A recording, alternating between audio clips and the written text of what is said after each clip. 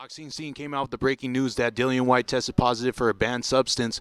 Can you just kind of give us the whole situation? There's some things I can say and some things I can't say because obviously there's a big legal situation, and a lot of stuff that's been reported, particularly by that website, is actually incorrect. So what I can tell you is that both fighters underwent extensive VADA testing and UCAD testing in the preparation of that bout.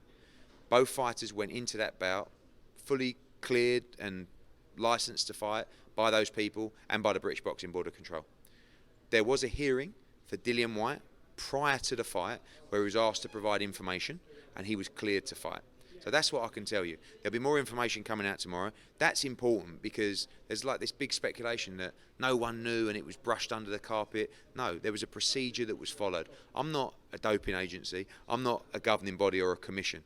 Once those people clear a fighter to take part, the fight's on. And there was a hearing to listen to evidence pertaining to that during that process, and the result of that meant that the fight took place. Okay, question for you. Was the WBC notified about the inquiry? I don't know. That's a question for the British Boxing Board of Control. We don't notify people of confidential information between a fighter, the governing body, and the testing agency. In a VADA environment, VADA report on their tests, okay, to various different people. So, for instance, VADA don't sanction fighters. They don't suspend fighters. They just report the information. Dillian Whyte's entire VADA history completely clear in a preparation to the Rivas fight. So all the reports that the WBC would have got is all of his cleared tests. UCAD do sanction fighters. They do suspend fighters. They do stop fighters from taking part. And they went through that process. They had an independent panel, a hearing with Dillian Whyte, and he was cleared to take part in the fight. So whether the WBC were informed, that's a question for the British Boxing Board of Control. Now, a lot of people in the U.S. are not familiar with the protocol in the U.K. What is a therapeutic exemption? Because from somebody on this side of the pond, it sounds like kind of a shield to cover up what guys are actually taking. Absolutely. I mean, that's not a UK problem. That's a global problem. And you should be speaking. A therapeutic use exemption is someone who takes a substance for an illness or something like that. I'm not a doping agency, so as far as I know on that situation, you would have to go to the governing body, i.e. VADA or someone like that, and you would have to provide all your medical history to say this is something that I need to take. Might be an eczema cream, might be, I don't know, something like that. And the agency would have to approve that substance. That makes sense? All of these situations, you guys have to understand, the decisions are made by these people. Do you know what I mean? They're not made by me. I don't go in and say, yeah, it's fine, mate, take that. Don't worry, the fight's taking place. Just don't tell anyone. These things are dealt with by governing bodies and by agencies that are employed to make the decisions by the commissions. They're independent bodies. They're experts. They're physicians. They're doctors. They're scientists. So whatever decision was made around Dillian Whyte was made by these people. Not by me saying, yeah, forget about it, let's just deal with it in a couple of weeks. That's important. In respect to the therapeutic use exemption, that's something you need to speak to VADA about the process of that happening. But again, it's not just you saying, oh, I need to take this, so is that all right? There's a process that has to be followed in order for that to happen. Okay, last thing, and I'll let you go. I feel like there's not enough transparency when it comes to performance-enhancing drugs in the sport of boxing. What needs to change for it to get better? I think we're making progress. I think still, I mean, my comments, I'm getting a bit of stick about this incident when I've been an advocate of VADA testing. We spend hundreds of thousands a year on VADA testing. Every major fight should carry VADA testing. Not potentially get tested, no. 14, 16 weeks of constant VADA testing. That's important, and I've been an advocate of that. For me, if a fighter has intentionally cheated to gain a physical advantage in a fight, they should be banned for life. Unquestionable. There are incidents, and I know plenty of fighters that have failed a test where they've been sloppy or unlucky. Unfortunately, it's hard to have one rule for one and one rule for another, if that makes sense. Some incidents, won't name any names, heavyweights recently, they've pulled out of Anthony Joshua fight, where it's so, like, it's you talk about three substances and the way they are ingested and the levels in them and stuff like that. So it can only be a cheat. Do you know what I mean? But there's no significant suspension. The WBA came out with a 6 months, but that's a slap on the wrist. The problem is, this is the good thing about UCAD, right? Which you'll learn as this case goes on. UCAD can sanction.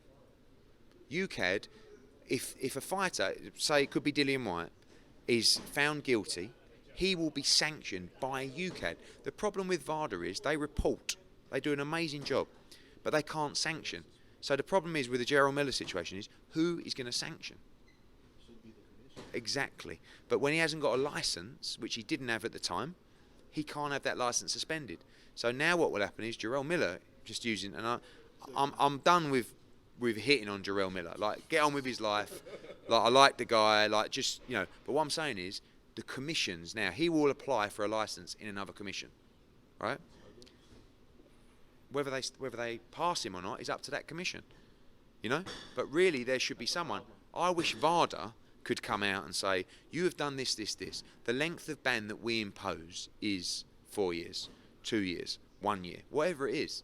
But your bigger problem is the bigger problem, is in America, because at least in England there is a body who, if a fighter has knowingly cheated and he's failed a test, they will sanction him and they will ban him.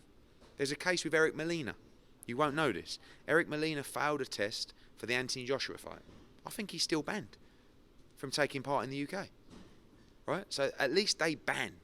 So with the Dillian Whyte situation, let it unplay, make your own judgment, and if they feel that he's cheated or he's taken a banned substance and this and that, they will ban him. And they will ban him for years.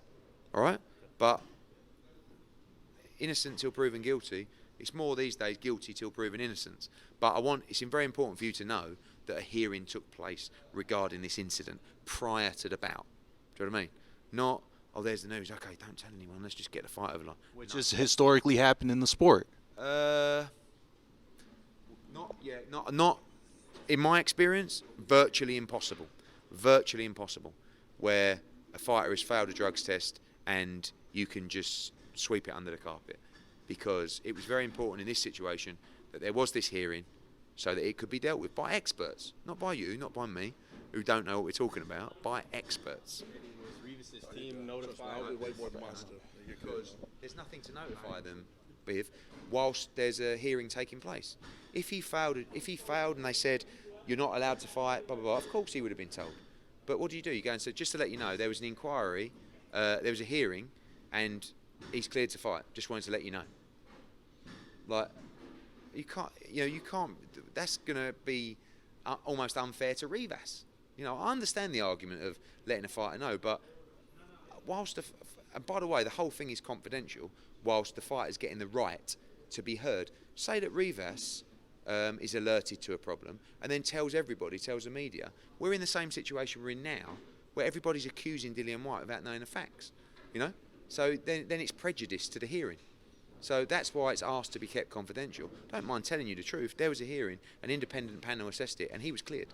That's the truth.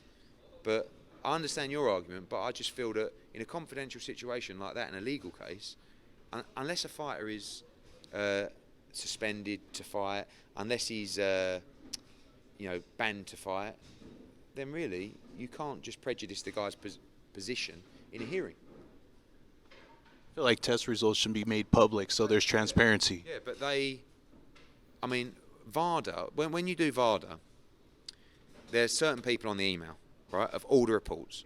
So, for example, that fight, Rivas against Whyte, every time the fighter is tested, the reports of that test will go to me, the British Boxing Board of Control, Yvonne Michel, Team Oscar Rivas, Dillian Whyte, Oscar Rivas, the WBC, right? That's the testing results.